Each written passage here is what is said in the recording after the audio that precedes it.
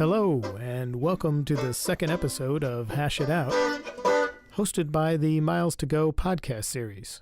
I'm Brian Truglio, senior editor for Miles O'Brien Productions. I'm Fedor Kassakovski. I do writing, web stuff for Miles, and some producing. Each episode, we take a science and tech topic and dive a little deeper on it, usually related to something that we are working on, either reporting on or working in long form on. Mm-hmm. This is our second episode of our 27-part series on the Coriolis effect. Psych. Yeah. Thank you to everyone. We know that at least one person listened to our first episode, which was on Facebook and the problems that are stemming from their business model. Fedor, do you want to read the tweet that we received from our at least one listener? We got a tweet from Stephen Gammon at 7Gammon, but he or she, they have disappeared off Twitter. It has been almost a month, so maybe it's a bot. I don't know, but it's got to be the Russians. Ironically, if it is a bot, they really very nicely asked us to look into AI algorithms. They phrased it that way, I believe, and they were asking, what is AI? Can we do a deep dive? Why is it important? How does it work? All the implications, which we thought was a great thing to go off of after looking at Facebook, and really a lot of the underlying issues we were starting to see were from the AI components of Facebook. So, as he said, you hear a lot about the dangers or evils of AI algorithms, but what is an AI algorithm, right? And this happens a lot, especially in science and tech. We get used to terms, we maybe start vilifying them, and forget, what they actually are. Yeah, people get so excited about up-and-coming terms. Like, I remember when blockchain, still is exploding right now, but companies were just appending blockchain to their company names and their stocks were rising. Like, the Long Island iced tea company put blockchain iced tea or something like that, and their stock jumped like 20%, but they weren't even using it for anything. So, and of course, for my generation, there was the .com boom. That early period of time when people were like, how much money can we make off the internet? So everything was .com. Well, it's too bad that Steven disappeared, because now we don't know where to send his free Hash It Out toaster that he gets. All right, so before we delve into the topic, Fedor, have you seen the movie The Graduate by any chance? I actually have not. 1967 classic, directed by Mike Nichols. You basically can't get out of film school without seeing it. Well, good thing I didn't do film school then. So there's a very famous scene in that movie where one of the adults approaches Benjamin, who's the main character. That's Dustin Hoffman, yeah. Dustin Hoffman, at his graduation party early on in the film, and he says, "I have one word for you. Plastics." Very famous line. So even if you haven't seen the movie, you probably I've know heard the that, line. Yeah. Fedor, I have two words for you. Machine learning. So that is the 2018 version of The Graduate, okay? And the reason that I bring that up in such dramatic fashion is I turned to a book called Master Algorithm by Pedro Domingos. I hope I'm pronouncing his name correctly. Professor at the University of Washington. And his thesis is that machine learning is actually so important to us that it will usher in kind of a new era of technical advancement, because in a way we've reached the limits of human computation, let's call it. The internet has opened up access to troves and troves of big data. And there actually is so much data, in fact, that in the lifetime of a single human, it may not even be possible to analyze all that data. So we do need to turn to something else to do that analyzing, and that something else is machine learning algorithms. I know that Stephen was asking us about AI, or artificial intelligence algorithms. However, most of the time what we're actually talking about when we talk about things like what is Facebook doing with all my data, is we're really talking about machine learning algorithms. And just to be clear, machine learning is technically considered a subset of artificial intelligence. Our next episode will be on artificial intelligence, which is a little bit bigger topic. But machine learning is basically one pathway to achieving artificial intelligence. So let's break it down into the first question here, which is, what is an algorithm? versus a program. Because we hear the word algorithm used all the time, and it sounds a lot nicer than computer program. Right. And the difference is pretty basic. An algorithm is actually just the kind of blueprint for a program. It's really just the logical flow. If anybody has done any computer programming work in school, the first thing you tend to do is a kind of a flow chart, right? And a program is basically taking that blueprint and putting it into an actual programming language. For me, when I was in school, it would have been BASIC, and my programs would have consisted of let the computer repeat your name 50,000 times on the screen or something like that. You probably encountered a little more complex programming. I did a little C++ and some MATLAB. I also actually only just printed my name, too, and failed out of those classes, but... So let me give you a simple example, okay? And this is an example. I'm actually even simplifying the example that Domingos gives in Master Algorithm, but we'll call this the Tylenol diagnostic, okay? So I want to know, should I take Tylenol? And there's two conditions that I need to meet. I need to have a fever and a headache. So the algorithm for my diagnostic is, if I have a fever and I have a headache, then I should take Tylenol, okay? And we are not sponsored by Tylenol. Now, we can abstract that further into its logical components, and it looks like if A and B, then C, okay? Fever is A, headache is B, C is Tylenol. Right.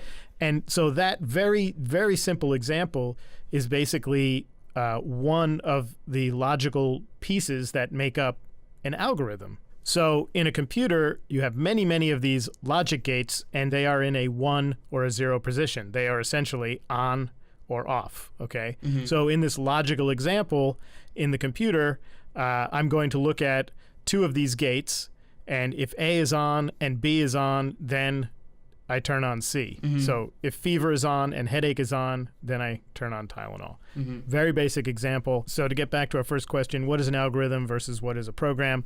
Algorithm, think blueprint. Program, think take the blueprint, put it into a programming language. Okay? Simple as that. So what is machine learning? It is algorithms that actually create other algorithms. The natural way, of course. It's organic computing. If you think about the Industrial Revolution as being something that automated manual work, okay? And then the Information Revolution did the same for mental work, let's say. But machine learning is something that automates automation itself.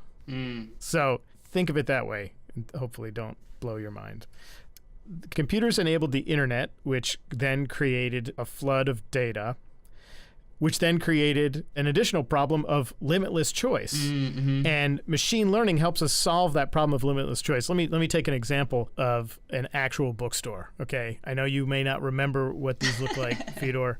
In my generation, though, I spent a lot of time in bookstores. A physical store? I don't understand what you mean.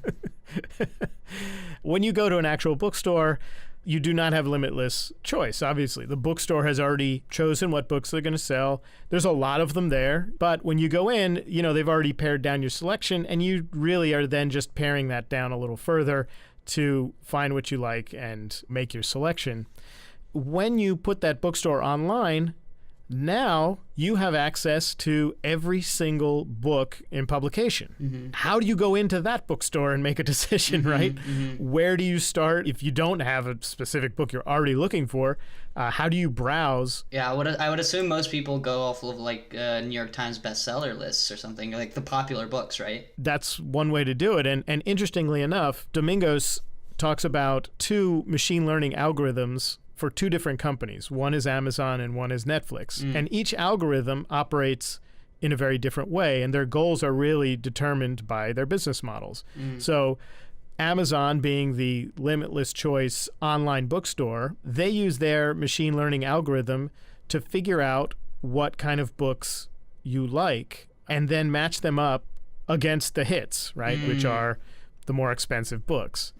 When we look at the algorithm for Netflix, their business model is a subscription business model.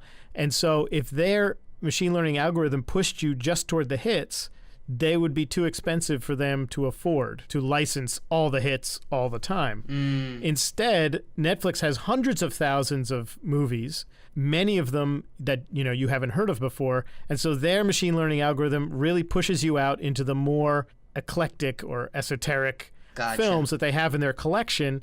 They're trying to get you to plumb the depths of their 100,000 movie collection, which is a more successful business model for them. So if you bring that back to the real world example, if you entered an actual bookstore and were met by the Amazon machine learning algorithm, it would take you to the shelf that has the Times bestsellers or the popular books. If you were met by the Netflix algorithm, it would be trying to say, oh, you liked A, B, and C book, so what about this book that not many people have heard about, but it covers all the same things that you like. Gotcha. How much of both Amazon and Netflix's business comes from these algorithms? It's actually pretty significant. A third of Amazon's business comes from its recommendations.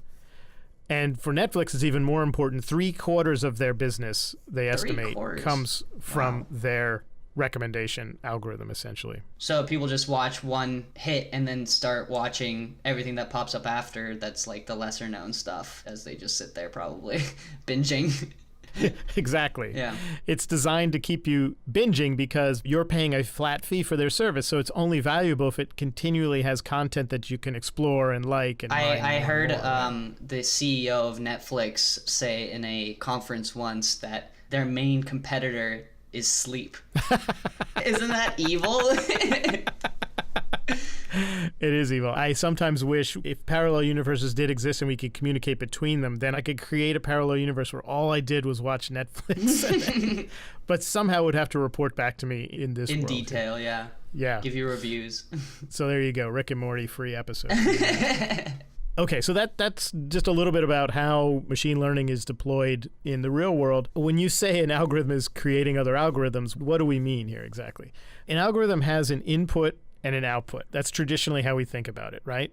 The data goes in, the algorithm does its work, and out comes the result. So the data we're putting in is, oh, I have a fever and I have a headache, and the algorithm is then spitting out the result, oh, you should take Tylenol, right? That's in our simple example.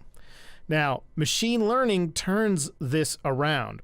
You put in the data and you put in the result, and then out comes the algorithm that turns one into the other, okay? So essentially, you're telling it that I have a fever and a headache, and we're telling it that when I have those two things, the algorithm needs to recommend that I take Tylenol. And now the algorithm itself has to figure out what algorithm would give me that result. And so what it does is it goes through a bunch of options, tries a whole bunch of different things until it gets the inputs to match the outputs, and then it essentially has machine learned. It has created its new algorithm.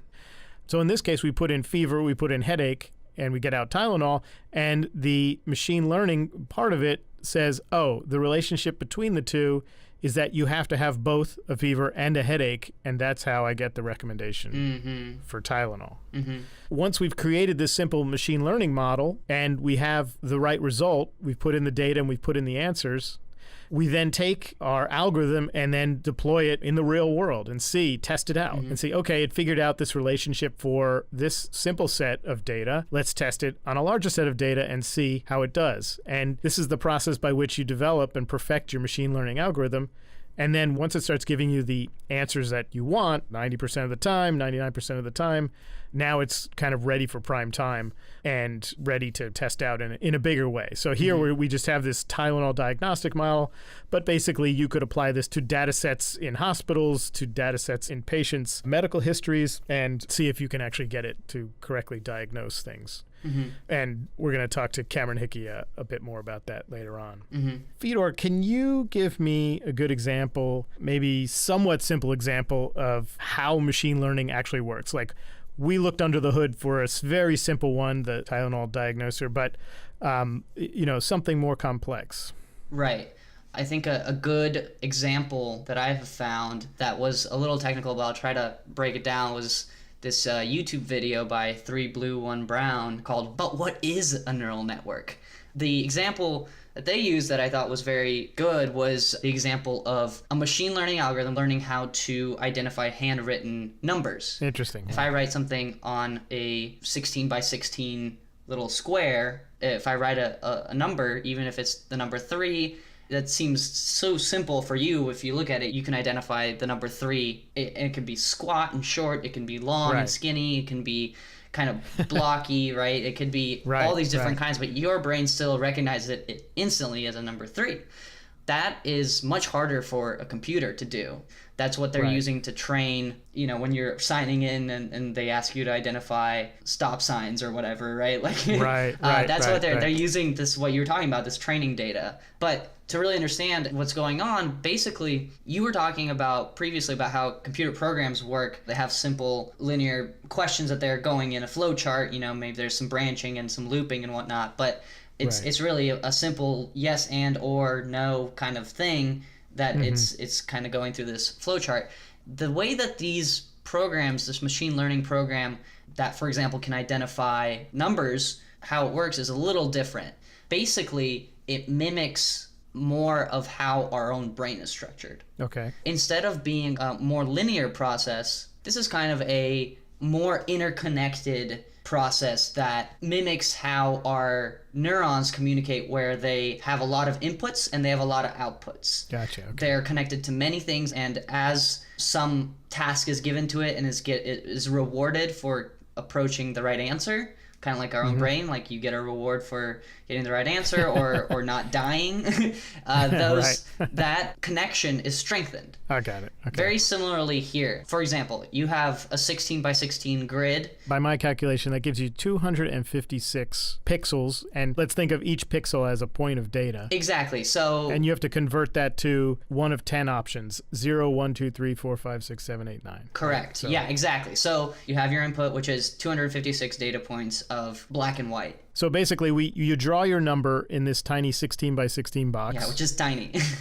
And then the computer looks at that box and looks at which pixels you've colored over. Mm-hmm. So really, the only information it has is whether that pixel was colored over or not. Correct. So you have 256 points of either black or white, depending on how you draw your numbers. And then it has to get to 0 through 9 from that. Right. Okay. Each pixel value is connected by one of those logic gates like you were talking about. It is not just connected to one kind of, okay, if this pixel is highlighted, it's probably a 4. Like, no, that can't really work that way, because you could write it anywhere in any way. So really what you're taking is each pixel is connected to another layer of these logic gates. And there could be thousands of these. And then there's another layer, and it depends on how many layers you want to do. And then the last layer is just 10 values, right? If we're looking at it like a black box, what we want to happen is you give this image to the computer, it kind of parses it out, sends it through some sort of networked chain, and then at the end it pops out a number for you, right? So if we're thinking about actually writing a program to do this, the first layer might try to find edges, right? So you're trying to find which pixels are highlighted, but next to them are blank, right? So that's like how you identify edges. Maybe the next layer, after collecting all the information from the previous layer, is trying to identify where the loops, because then you can figure out... Some numbers have loops. Exactly, yeah. Or like 3 lines versus 1 line. That would be like a 1 versus a 4, let's say. And so you're just giving it data that you already know what the answer is to, right? You feed it numbers that maybe you yourself wrote a bunch of different ways, and then saying, that's a 4, that's 3, kind of like, I mean, it's like teaching a child, right? It's very similar. And you basically reward the computer for identifying correctly. So at first, stuff is happening almost at random, and you're telling it if it's right or not. And if it's right, it strengthens what it was doing, and that's just by adding weights. This path was very good for getting the right answer, so let's strengthen it, let's put more weight on it. And if not, okay, let's kind of curb it back. And so every time it's going through, if I understand it correctly, it's weighting its different analyses. So it's saying, I see a straight line and I see a loop. I wonder if that's an 8. And then it says no. And then the next time through, it might put those two together and say, maybe that's a 9. And if you say yes, a straight line and a loop are a 9, then it remembers, okay, so in my weighted analysis where I was giving a lot of weight to a straight line and a lot of weight to a single loop, that leads me to a 9. So it remembers that weighting is a correct path to get to a 9. It's kind of like evolution, right? It's just fast evolution that's kind of directed. So it's not really evolution because evolution is non-directional. It just fills the niche that it needs to fill. But this is kind of like a directed evolution where you have a goal that is being evolved towards by the computer. The catch is, though, when you look back into those layers, and maybe you think that it makes sense for the first layer to be identifying edges, then the second layer to be identifying loops, it can be doing something completely different. Maybe it notices a different way to identify loops first and then edges, or maybe it doesn't even look at the numbers the way we would have, right? Like maybe there's some other kind of hints it is gathering and has codified. And another interesting component is if you erase everything and you set up the system again, you revert all the values back to baseline, and you run it again, you're going to get a different program. Right? So much like if you can imagine running evolution again, like if you rewound the clock for the Earth back to when life first arose and ran it again, it's very unlikely that humans would appear again. Or I actually don't know the mathematics of that, but like I'm just guessing, you know, like it seems unlikely that we would have all the same species in the same kind of arrangement as we do today. Very similarly, this is the same kind of situation. And so I think because of that, it's very powerful because you are allowing the computer to figure out better how to use itself and find these algorithms that work better. But it's also a little scary because it does feel a little organic. To circle this all the way back to the beginning, the whole reason we started down this path is because of the reporting that we've been doing on junk news. And you should check out our 4-part PBS NewsHour series that we did on this topic. They've actually set up a separate page that collects all 4 of our reports. Yeah, they have a tag for us, junk news. If you just go on their website and search junk news, it'll pop you out. So in order to understand more about how Facebook uses machine learning and how this figures into some of the challenges they've had in the last couple of years, we talked to Cameron Hickey. Cameron Hickey co-produced our reporting on junk news with Miles O'Brien. He's a member of the MobProd team as a cameraman as well as a journalist.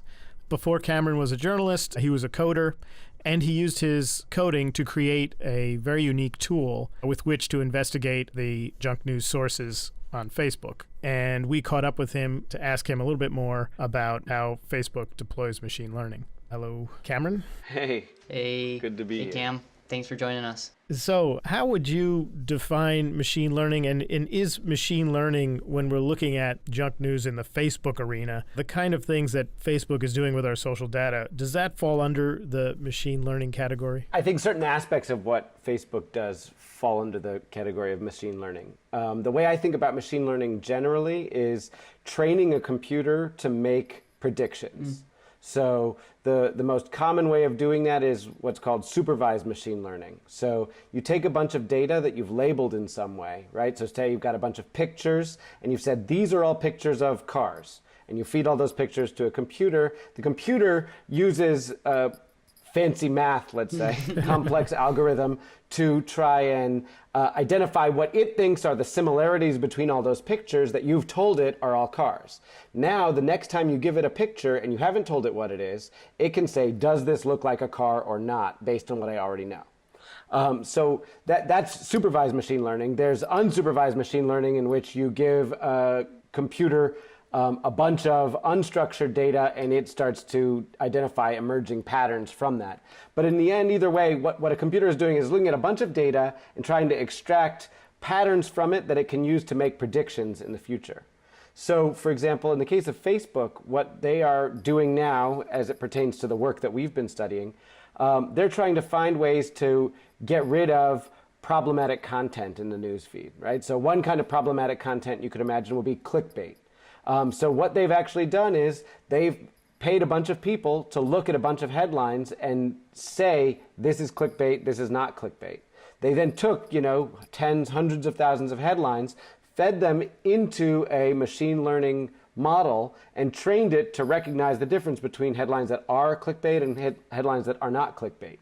And then it now uses that to predict in the future what the likelihood of a particular headline is of being clickbait. And if so, because they've determined that's something that they don't want on their platform, they penalize a headline with something that has clickbait so it appears lower in your feed or not at all. So are they, the goal that they're giving this machine learning algorithm or this specific section of their machine learning enterprise within Facebook is to downrank or remove entirely problematic content, but I assume they're also using it to drive engagement, right? Or what else are they using it for? So they're using it for everything, right? So every time you interact with something on Facebook, that's a piece of training data for their algorithm. Gotcha, right? yeah. Every time something appears in your feed, all the things you could do with it, right? So the first thing you could do is you could stop scrolling for a minute to look at it. And they can see that, right? Whether or not you press any buttons, just stopping to look at it, that's meaningful to them, right? Especially, for example, if it's a video that auto plays.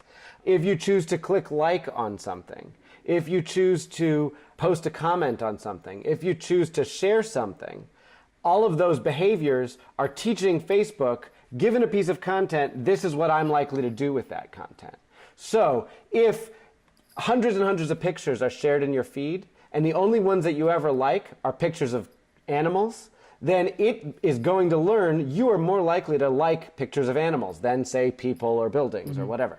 And so then it will take what it already knows about what it understands pictures to contain and your behavior. And so each individual user is custom training its machine learning model to produce new behaviors in the future for that individual user.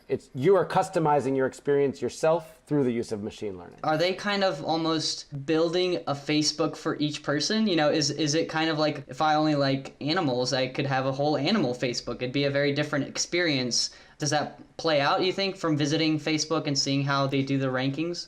Yeah, absolutely. I mean, this is in great detail what they explain to us, right? Every single individual has a totally customized experience on Facebook. So say we both have the same friend, you know, in this case, Brian, right? I would say Brian might be one of our mutual friends. Oh, thanks, guys. But however, there's a difference between you and I, Fedor. I have kids and you don't. So I might be much more likely to click like on pictures that Brian shares of his kids than you might, right? Because I just naturally do that a lot. So over time, the next time Brian shares a picture of his kids, I might see it and you might not, right? Same picture, we both have the same friend, but the version of Facebook that we see will be completely different. In a way, we each have a machine learning algorithm that's kind of attached to each unique login on Facebook. And this thing is kind of traveling along with us. What is the ultimate goal of this algorithm? Is it eyeball hours? Is that what they're trying to maximize? Or? Well, so Facebook would tell you that the ultimate goal is to produce the best quality experience so that you keep coming back. So it may be less hours in a given day if it means more days in a given week, right? Or more days in a given year. Interesting. Okay. Obviously, their business model is built on advertising. So the more ads you see, the more money that they're making.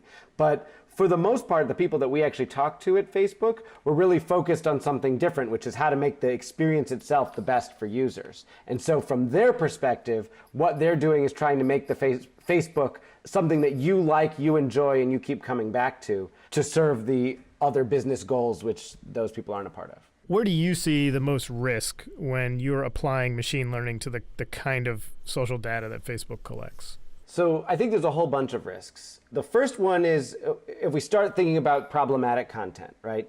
If Facebook tries to train its algorithm to identify and downrank problematic content, then it's impossible to know whether or not non-problematic content gets accidentally flagged as well.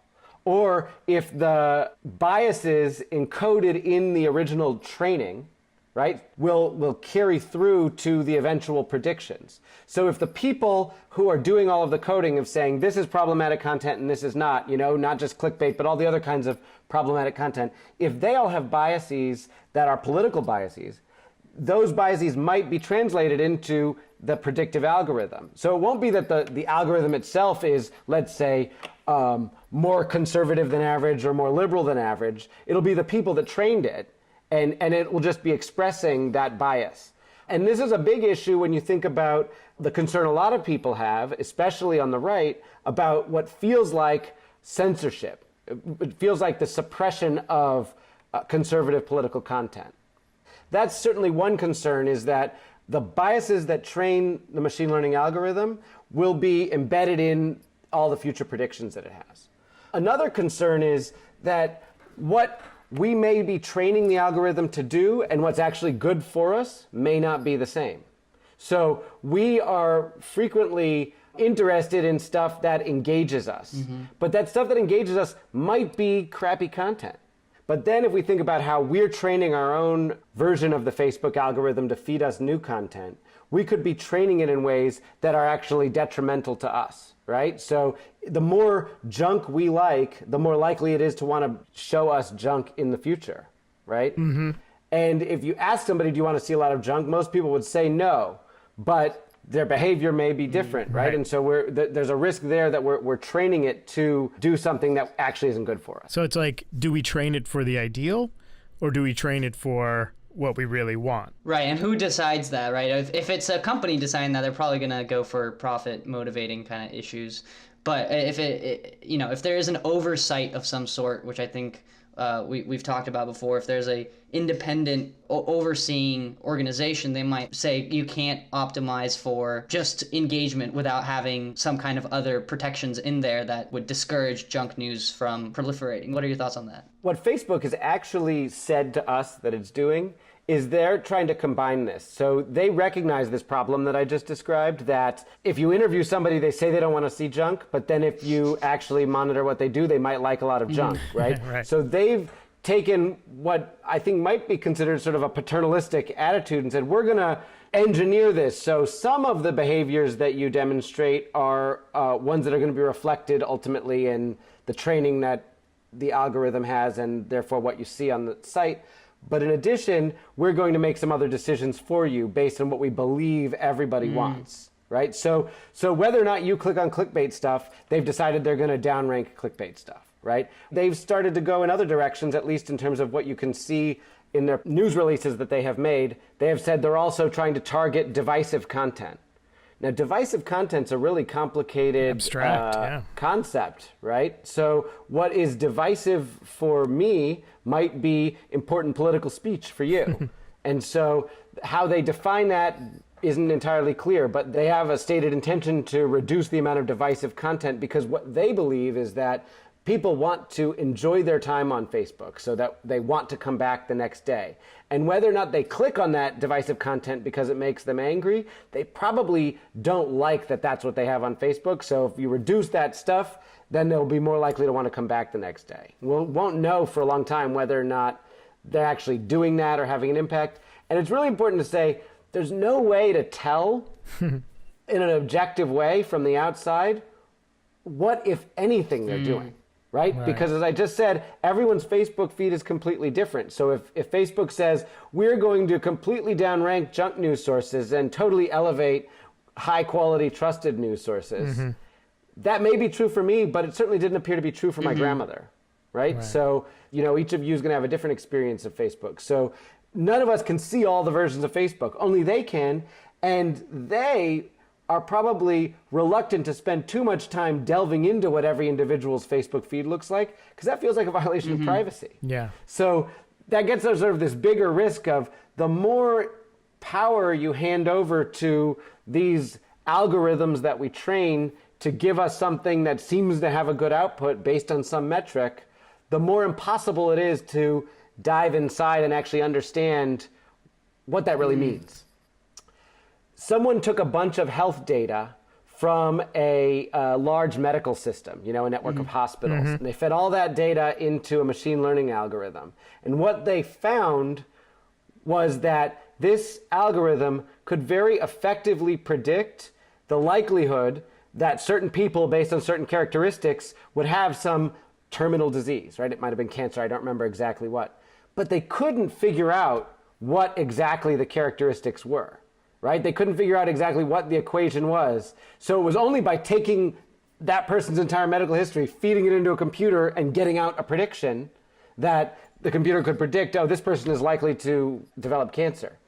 But you can't always look under the hood of the algorithm and say, what are all the exact factors that produce this prediction that you gave? Right, and I assume that makes it really difficult to, one, regulate if that becomes an issue, right? And two, it also makes it kind of difficult for the people actually using these algorithms to then, if they, something goes wrong, do you start over? Do you retrain? Is it, because I assume like the middle layers of these machine learning neural nets, it's kind of like a black box. You don't really know how everything is weighted and what are the important parameters for all this data that's coming in.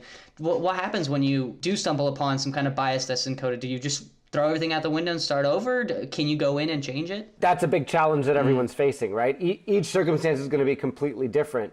In the case of something like Facebook, they're continuously training it with all of the data that we have, and they're able to tweak and modify their algorithms for presentation on a daily basis, right? And they're also running experiments constantly. When we were there, what they told us was they're literally running thousands of experiments concurrently on all of us, on all of the users, right? So if they're interested in how does changing the color of a button impact somebody's likelihood to click on it, then somebody at Facebook who's running that experiment will essentially take a cohort of Facebook users, right? Let's say 0.1% of Facebook users, which is still millions of people, right?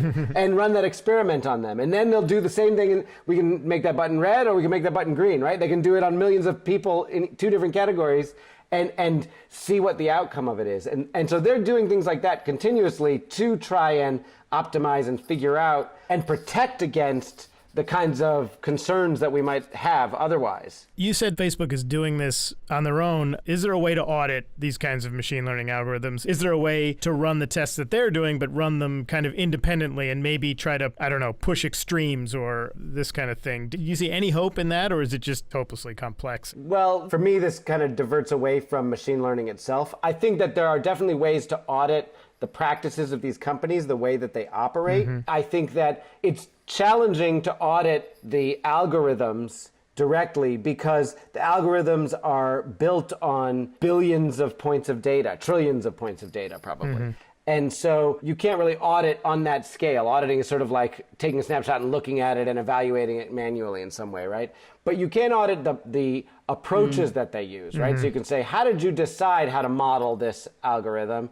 What were the inputs that you used initially to train it? And you can evaluate that using logic and common sense. Right. And a critical eye that's maybe not as idealistic as some of the people inside of Facebook are. I'm sorry, Cameron, common sense? I don't know. I've never heard of this. Is this a machine learning algorithm as well? I'm certainly working on that one, yeah. Just to go back to your example of the hospital feeding a large data set of patients, and so you're saying they fed all this information in, the machine learning algorithm then was able to predict which people would get cancer, but the problem is you're saying the people weren't able to actually look inside the algorithm to look at what combination of history. Sure. Well, so just imagine your medical history, especially if you're older, has thousands of data points in it, right? And so a machine learning algorithm can look at all of those and compare all of those to everyone else's, and then also look at the outcomes. And you could pull out any one person and say what was all the data related to them, but if there were 10 things that were important to that person and 10 things that were important to somebody else, but those weren't the same 10 things, but regardless, the algorithm was able to predict that both of these people were going to develop cancer, then you can't make sense of it. But the algorithm still was successful in predicting it, right? And the way this is often done is you actually take half the people and you do this, right? So you take half of the data, half of those medical records, for example, you train the algorithm on half of the data, and then you take the other half of the data and you test it with that. And you set, because you know who developed cancer. Right, but you don't tell the algorithm the outcomes of the other people, right? And then you see how did it work. But in the same sense, so you might not be able to look, like you said, you might not be able to look under the hood, but if you then apply it to the other half and your success rate is 90% or higher, then you can say, hey, this algorithm might be ready for prime time, right? I mean, in other words, you don't even need to know what's inside the box, but you can start feeding new patient information into it. And then it can be, it can help you as a doctor. Is that right? Oh, absolutely. Okay. I mean, that's the idea. I think that's, I believe, in fact, that it was IBM's Watson, which they did this with. So, you know, that's the tremendous potential of these kinds of algorithms.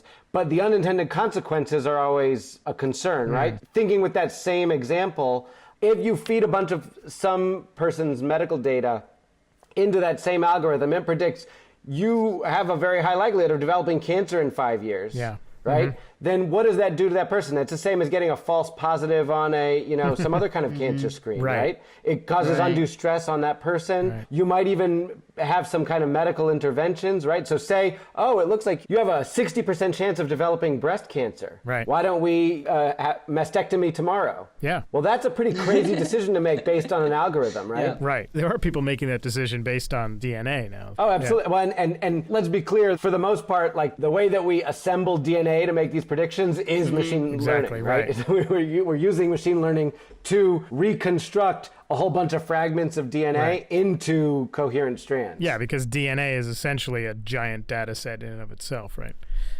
Tell us about your tool, News Tracker, and how it works. News Tracker started out as a way to monitor junk news sites. I collected a bunch of junk news sites that other people had identified, and then I found all of their Facebook pages, and then I built basically a simple way to extract all the content from all those Facebook pages. And very quickly I discovered that people who liked multiple junk news Facebook pages were likely to like a bunch of other junk news pages. So I built a system whereby I could collect new junk news pages that were popular with all the people that had liked all the ones that I was already tracking and started adding them to the system. Then I built a couple of other features on top of it. I built a scoring system, not a machine learning based scoring system, a sort of cruder algorithmic scoring system to say, here's all the things that I've recognized are common with junk news. Let me give a point score to each one of those, and anytime a news source has one of those elements, I will add a score to that and say this is more likely to be junk. That's helped me to sort the content by how likely it is to be junk, and then look at it and analyze it. What the tool also does is it connects the different parts of this ecosystem, the pages on Facebook that are sharing the content and the websites where the content is frequently published, so that we can identify the networks of this content. So we can see here's a Facebook page. It shares content from these 5 domain names exclusively. So probably all 5 of those domain names are connected to whoever owns this Facebook page. Then we can also look at a given domain and we can say this domain appears to be shared from these 18 Facebook pages. Well, we can start to guess that maybe all 18 of those Facebook pages are owned by the same person. So seeing those network connections between things facilitates investigating the networks of misinformation to try and figure out who's behind this. Is this some independent junk news purveyor like the guy we profiled, Cyrus Masumi? Or is this a company, which I've identified a number of different companies that produce, many different channels of junk news, some that are focused on right-wing politics, some that are left-wing politics, some that are focused on cooking or, lifestyle content. So it's a mechanism by which to identify all of these patterns. Is this open to the public? Can people use News Tracker? What are your plans for News Tracker? So right now, News Tracker is not available to the public. Very soon, the goal is to take News Tracker to the Shorenstein Center at Harvard's Kennedy School of Government and make it a tool that is used by a project that's in development right now called the Information Disorder Lab. The Information Disorder Lab will be a newsroom-like environment with a team of researcher journalists who are tracking misinformation across social media using News Tracker as one tool, using other social monitoring systems as other tools, and using more traditional investigative techniques to try and identify specific pieces of misinformation, trends in misinformation, larger narratives of misinformation, and then generate alerts, an information disorder wire. I think it's going to be called the ID wire, that newsrooms can subscribe to so that they can be made aware of today's misinformation trends or today's specific pieces of misinformation. Eventually, I believe the goal will also be to make some form of that information available to the platforms themselves, so that the next time a piece of misinformation begins to trend, our lab identifies that information, they can be alerted to that and do their best to mitigate the spread of that across social media. Do you have any plans to make it an app, something for individuals to use, or is there risk with that? Or there's a whole variety of challenges that we're just starting to get into. One challenge is making the information public serves to convey the sources and methods to the bad actors, right? So you don't want to make everyone aware of exactly what you're doing and who you're tracking, or they'll be more likely to change up more quickly and become harder to track. So that's one risk. The other one is there's a lot of research that Facebook has done, that academics have done, and even anecdotally I can say, having the information that something is junk doesn't necessarily change people's likelihood to engage in it, right? Being told something has been debunked, for some of us, if we see, oh, that looks dubious, and then you read in the comments, somebody posted a link debunking it in Snopes, we're like, oh, okay, yeah, that's debunked. But for a lot of people, something being debunked by Snopes means nothing. It actually might be reinforcing, right? So I don't think we've hit on exactly the right way to expose this research, this data, this platform to the public yet. I wish for it to be made available, certainly to other journalists that aren't necessarily going to be subscribers to the system, so that other people can research it or leverage the tools to do further investigation themselves. But I'm not sure that there's, at the moment, tremendous value for the general public. Yeah, it seems like the bigger problem there is we don't agree on reality anymore, right? I mean, it's like one reality. Well, it's because everyone has a different Facebook. How are you supposed to agree on a reality when you have a different Facebook? Which really says, we could either append a junk score to every post on Facebook, right? Facebook could do that if they want. Or Facebook could just say, we're going to use our junk score to be less likely to show you this junk, right? We're going to use some editorial decision making to reduce the likelihood that you see it. And I think the latter is more likely to have an impact than showing that information to the public. Yeah. It doesn't feel very good to think about it that way, right? It doesn't feel good to think Facebook is just going to be making these decisions for us. Yeah. But let's be fair. They're making these decisions for us every day, all the time already. Right. So I don't think it's that different. Can I just jump back for a second? Can you explain how Russian information services were able to piggyback on our tendency to junk on news, let's say, or our tendency toward divisive news? How were they able to kind of piggyback on that and sway people's opinions? Well, so we don't know if they swayed people's opinions or not. That's impossible to measure. Okay. But they certainly attempted to engage with people, and they were successful at that, right? And so I think that Russian trolls, Russian contractors at the Internet Research Agency or wherever else, they recognized what was popular on Facebook the same way anyone else can. You can use social monitoring tools to see what gets popular, what is trending, what kind of thing works compared to something else. And they ran experiments. Just like Facebook runs experiments on its users, they ran experiments too. They generated 10 different ads with 10 different headlines and targeted them at 10 different groups. And then saw which groups are most likely to respond to which kinds of ads. And then they made more ads like them. Right? And so they focused on creating content, and then they bought ads to get that content in front of users. And they followed the exact model that, lots of people have been creating for a long time around hyperpartisan content. I mean, hyperpartisan content predates Facebook, right? Yeah. It's been there in newspapers and magazines and on television and cable news for the longest time. So this was just the newest iteration of it that was super cheap and super easy to produce. They recognize that now, it isn't very easy for foreign intelligence disinformation operatives to broadcast a television signal into our homes. But it turns out it's super easy and super cheap to broadcast into our Facebook feeds. So they experimented, they found what worked, they measure the effectiveness of it, and then they just kept on doing it. And I believe are probably still doing it right this minute. So is there hope for the future? Are we doomed? I'm a journalist, right? We're journalists. So I believe that journalism is a critical piece of the solution.